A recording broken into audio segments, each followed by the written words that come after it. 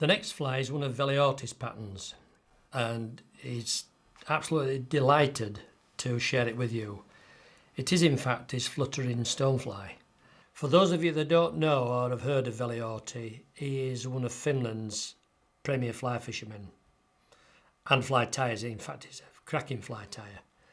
This is the fly he used when he had me with him 2 years ago on his private syndicate stretch, a place called Koski. The great thrill for me that day was to see and fish a genuine stonefly hatch. And the hatch we fished was the February red, Teniopteryx nebulosa, if you want to be technical. And it's a stonefly that we have over here in the UK, but it's actually fairly rare. It's rare because it's a stonefly that doesn't actually like a stony substrate. This one prefers quite a soft, marly, semi-muddy substrate. And when they emerge, they don't crawl out to emerge, they crawl up emergent vegetation. The previous year's dying vegetation, like sedges and rushes and reed mace, they crawl up the stems, and then when they reach the water surface, they eclode and flutter along the surface. And it's this fluttering action that Veli's stonefly, adult stonefly, copies perfectly. Now, to set the scene, it was early April in Finland, but it was like probably Sutherland in northern Scotland in January. It was icy cold. The lake upstream from us, there was a big lake, and that was iced over. In fact, people were fishing through holes in the ice. And believe it or not, in such conditions, round about just before noon, these stoneflies started hatching. And what caught my eye was you'd see a flickering off to my right, and I'd see this flickering pattern coming along the water. And when it came into view, I could see that it was a stonefly with its wings held vertical and fluttering across the water, and it was coming obliquely across towards my bank. Within a few minutes I saw another one and then another one, and so gradually the hatch built up. And after about half an hour, way out in the river, way beyond casting range, I saw this lovely big boil. A fish had risen. So, you know, a rising fish with snow on the ground, lake's frozen over, you think. Yeah, it's a unique experience. You never think about dry fly fishing in those conditions. And gradually, more and more of these fluttering stoneflies drifted down, and after a while, fish were at them, several fish rising. And within minutes of this happening, I heard a noise, looked upstream, and Veli's rod over bent into a fish. Released it. Not long after that, he's into another. And I've odd fish in front of me rising, and I tried all sorts. They even refused a clink hammer. So I wound in, came out, swallowed my pride, and went up to Veli and said, "What are you getting them on?" And he came out of the water and said, "Here, you take this." So he handed me this little plastic box, and inside was 6 or 7 of these pristine specimens. I knew as soon as I'd got this box off Veli, I knew I had the equipment, I had the weapon. Knotted one on, cast in, and I knew that if I could cover a rising fish, if one rose within range, I knew for a fact that I were in with a good chance of getting it. Sure enough, within 3 or 4 casts, bang, I'm into my first fish. And I think I caught either 6 or 7 nice trout and grayling that day. And this fly, when it were drifting down, the wings were actually fluttering in the breeze, just like the real thing. Now, whether that attracts the fish's attention and caused it to take the fly, or whether it's just the profile as you see it from the fish's eye view, I'm not quite sure. But all I can tell you, this stonefly, this adult stonefly, was the absolute medicine for the day. Now, the one I'm going to do, which I've modified it now, as soon as I came home, I tied some of these, and I tied them to copy our Willow Fly and Needle Fly, our October specials. And I couldn't wait to try them, and believe it or not, I were into fish again straight away. So it's proved to be a great fly for me for autumn fishing. And the beauty of it is, it's a prototypical pattern, which means that for any fluttering stonefly from the little tiny needle flies, say like on size 20s, up to, I would say, a stonefly with a body of an inch long, you could copy with this style of fly. And even the American ones, I reckon in America this will work a treat on all American rivers where there's stoneflies. You probably need to change the design for their big golden stones or the big Pteronarchis, giant black stoneflies. But for anything with a body length of, let's say, an inch long, this would work perfect. So we'll have a go at it now and see what sort of a fist we make of Veli's stonefly. Now, as I say, I'm going to tie mine considerably smaller. So I'm going to do it on a 16. I'm going to use one of these Partridge Show Hole Lightning Dries, which is a nice little slightly beaked barbless hook. So there's the hook in the vise. It's got a really nice slight incurved beaky appearance, a lovely slim, absolute prickly sharp point, and it's barbless, of course. On with the thread, and I'm going to use spider web. Trap the thread behind the shank and come forward to the eye and then wind back over the trapping point, so I don't have to pick scissors up and I don't get any waste. This now has become more or less my standard form of tying in, being a tight-fisted Yorkshireman, as Malcolm Greenhouse would say. So now, park the thread just behind the eye. The first thing I'm going to do to copy Veli's pattern, I'm going to put antenna in. I think Veli uses muskrat, or, well, you can use any stout guard hair, mink, or if you've got some legal badger. This is a bit of badger. I know that I said earlier you don't need antenna on patterns, but I'm doing this to mimic Veli's pattern and keep it as original as I can. I'm already modifying it a little bit by not doing the same body. So even up the tips, and then once you're happy that the antenna look good, offer them in any length to start with. Just lock over, catch them in on top, and then drag through and make them about a body length. If one's longer than the other, just find the long one and just shorten it. You don't want to be too long, and that'll be enough. And now tie down. Just lift them back and take a couple of turns underneath them. 2 or 3 turns underneath them to keep them cocked up. And if you want, you could always just take a turn of thread like so. So you could just figure of 8 in between them for a few turns if you so wished. Okay. And now come all the way back, tying down the butts. And when you get somewhere near the end of the shank, crop off and just continue on now all the way, chicane round the hook point until you get to the start of the bend. Right, for the body, I'm going to use this nice fine micro chenille. The brand name is Ultra, and the thickness is micro. The stonefly that Veli does, he uses a detached body made of CDC.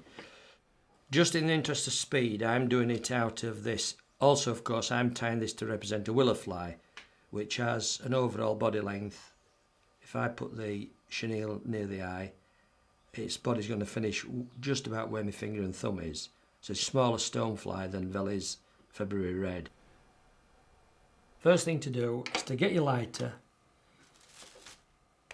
and just singe the end. Just give it a quick lick in and out like that. No more. And then cut off a piece about 3/4 of an inch long. The nice little trick that Stuart Crofts and David Calvert does when they're doing their stonefly, what they do is they cut a load of bodies, seal the ends with the lighter, and then they soak them in permafloat, which is a great idea. But if you do that, make sure that you've done the sealing with the lighter first, because if you come with your lighter onto this material that's been soaked in permafloat, the whole lot will go up. So remember to do that when you've done your sealing first. Now put your body in, measure off the extension, and I want from the end of the shank to the end of the abdomen about 1/4 of an inch, maybe a tad more. Trade grips, circle round and tie down, and make sure that that sits smack dab on top of the shank. Come forward in open spaces, open spirals, and tie down. And you want to tie down to about 3mm short of the eye. Then lift the waist up and knock it off. Leave yourself at least so much for the hackle at the front and a little head. In fact, I'm just going to drop back one turn and shorten that just a tad more.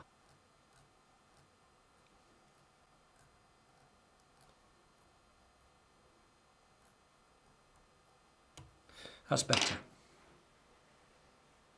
Now come back into the original tie down position. So now what I'm going to do, I'm going to make a spinning loop at this point. So I pull off about 5 or 6 inches of tying thread, stick my finger in, return the thread to the same position and come round twice. Now I've got to lock that loop now, because if I hold it here the camera will see this. Bring these two pieces together. The reason is I'm going to make a dubbing loop and I'm going to trap material, and if I hold it together there, my finger and thumb, it's still gapping open here. There's still a gap. And that's right where I want to trap material. I want to trap a double CDC hackle in there. And that won't trap like that. It's got to be closed up so that the two loops are together. So what I do, this is an easy manoeuvre. I just hold the loop in my finger like that, and I take the bobbin round the thread a couple of times, tethering one thread to the other, then back round a couple of times. So now when I close that loop with my finger and thumb, it closes all the way up, and that's important. You must have that. You can't trap anything unless it's locked down there. Park your loop, and now bring your tying thread forward just a little bit, and you're ready to tie the winging. For the winging material, Veli uses this stuff, and this is very, very thin polythene. It's like, well, it's a polythene, but it's a frosted polythene. It's not transparent, it's opaque. And the best place to get it is from supermarkets. It's the stuff that delis wrap bacon and cheese and boiled ham in. So I'll have to go cadging some off your local supermarket. So cut off a strip about 1/4 wide and try to keep the scissors moving. Try not to get any jimps or nicks in the side, and you only want about 2.5 to 3 inches. Cut it off. And I was surprised when he did this. I wasn't expecting this at all. What Veli does, he stretches this, he collapses it, he extrudes it between finger and thumb.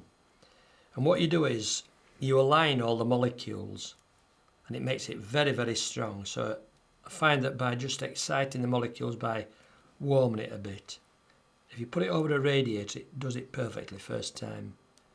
So get hold of the edges like that, the ends, and just apply pressure, and you will find that this, keep it going, this will extrude all the way, and you get this lovely long ribbon.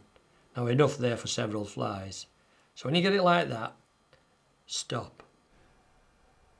So there's your wing material. Once it has extruded, it becomes very, very strong, because what you've done is you've aligned all the molecules.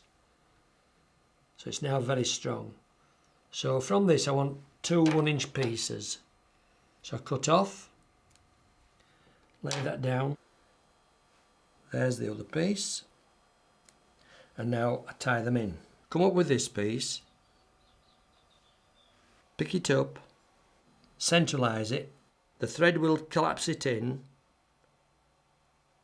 angle it across and sit it on the shank. And in that position tie down. And another wrap. So there's your rear wing in, and the front wing, which will be a front wing when I finish with it. Pick the other piece up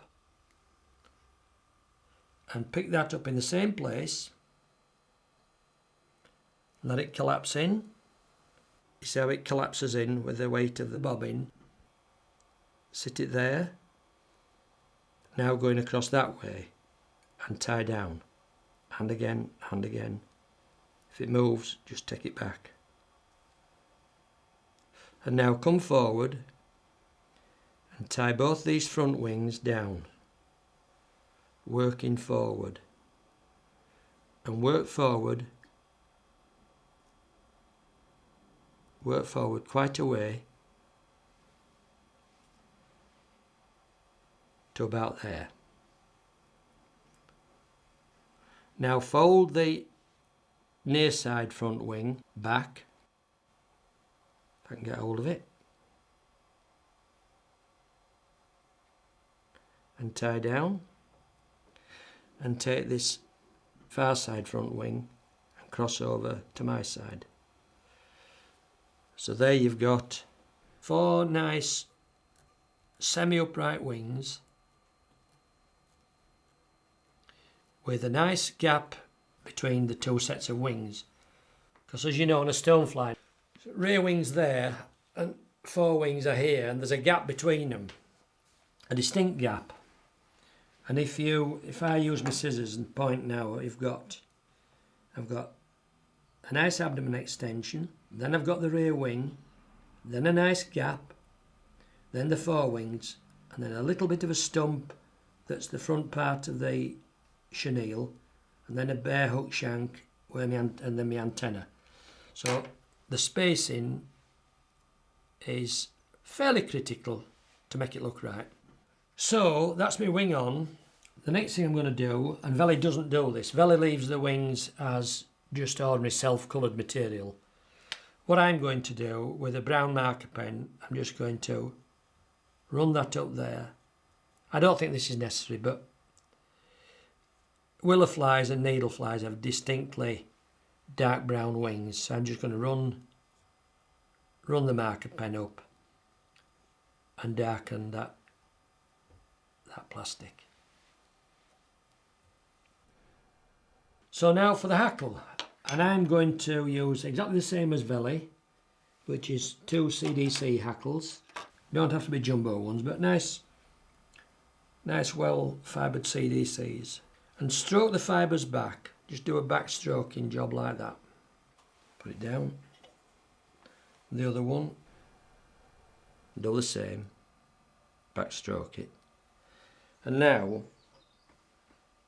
sit them in your hand, tip to butt. And the reason I've done that is because when you stroke the fibres back, you will find that from the tip, they gradually get longer. So if you turn them round and face butt to tip, you get an even spread of fibre length. And now I take those and I push those straight into my hackle folder, my CDC folder, which is just a piece of foam with a slit cut in it. Mark Petitjean has also just got a nice new gizmo out. It's a little folding block complete with bulldog clips for picking it off. But you can make one yourself that works. This is just, well, it's just one of these Orvis fly keeps that I've just butchered with a craft knife. But any block of thick foam will do. So now just take off those long whiskers at the top. Trim off the stem there. Now get your bulldog clip, slide it along, close it, open the groove and pick out.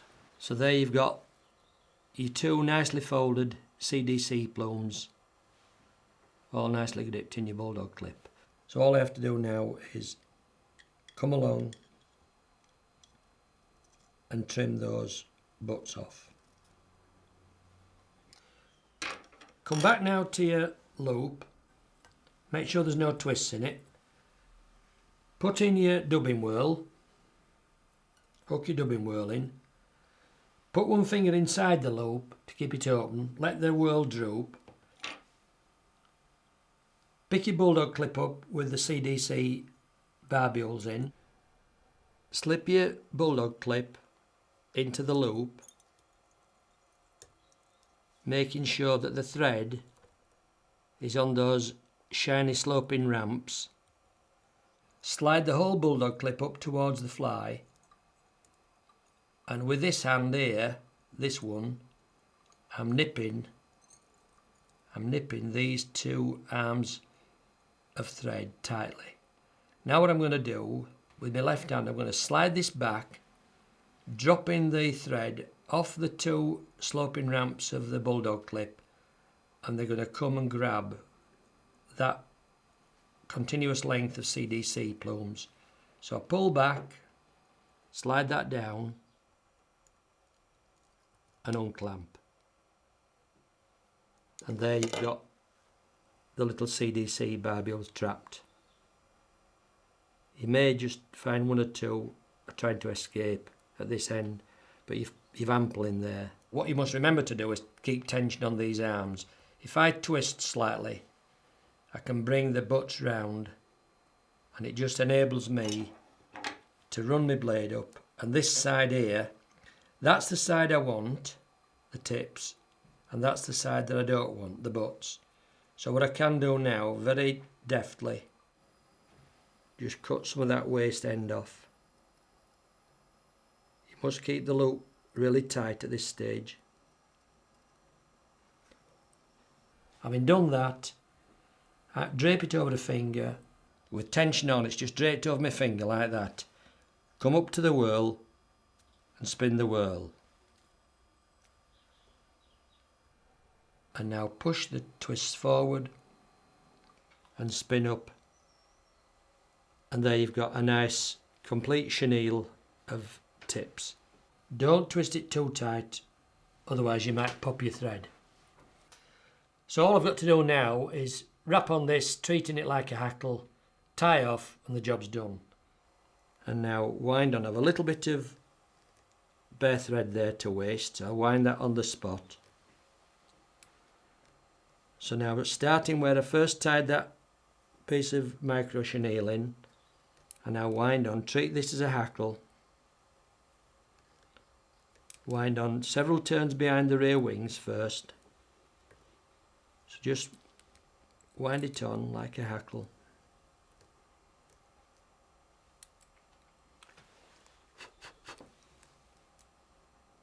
Now take the rear wings and hold them back. Make 2 or 3 turns between the two sets of wings. And then bring the front wings back and come in front of your front wings. And just stroke them back. Mind you don't stroke your antenna back as well. Just fold them back.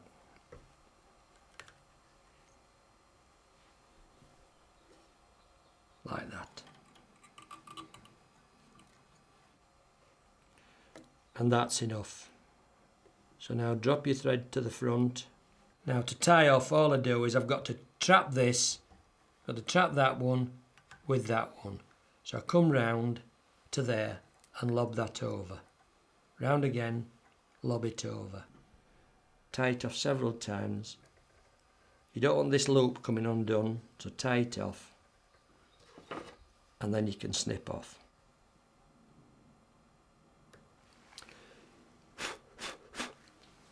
Push any remaining fibres back that may have got trapped in, and then just simply make a little round head with tying thread.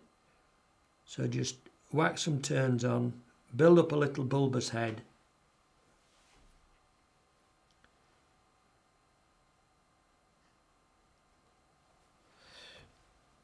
On goes the whip finish.